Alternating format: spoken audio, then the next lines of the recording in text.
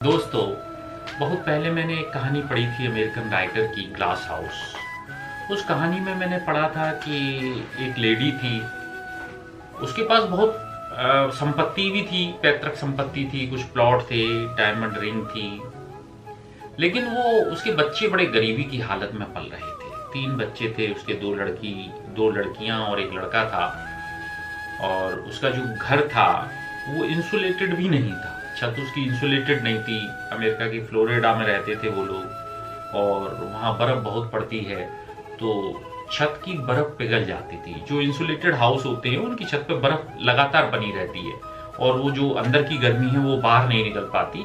लेकिन जो जिनका इंसुलेशन खत्म हो जाता है उनकी बर्फ छत की पिघल जाती है, और पिघलने के लिए वो अंदर से गर्मी ले लेती है, तो ऐसे घर ज्यादा ठंडे रहते हैं।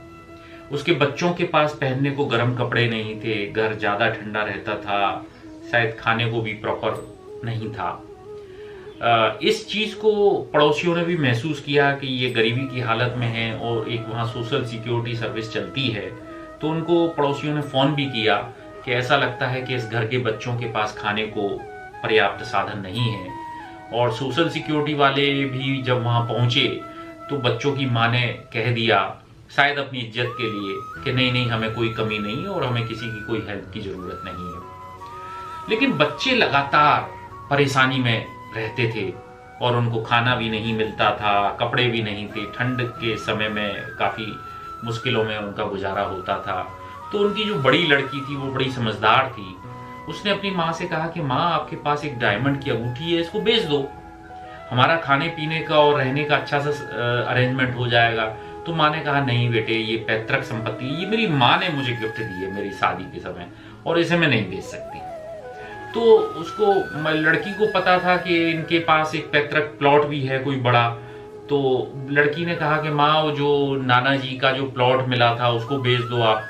तो वो कहने लगी, नहीं, पैतृक संपत्ति बेचने के लिए नहीं होती, असेट बेचने के लिए नहीं होते हैं। तो मुझे एक चीज ख्याल आई कि जिंदगी को क्या हम इसी तरह से जिए कि पैतृक संपत्ति बेचने के लिए नहीं है, घर में खाने के लाले हैं, लेकिन संपत्ति हम नहीं बेचेंगे, क्योंकि संपत्ति बेचने की चीज नहीं होती है। दोस्तों, संपत्ति बेचने के ही लिए होती है। हमें दोनों चीजों के बीच में बैलेंस बनाने की जरूरत है।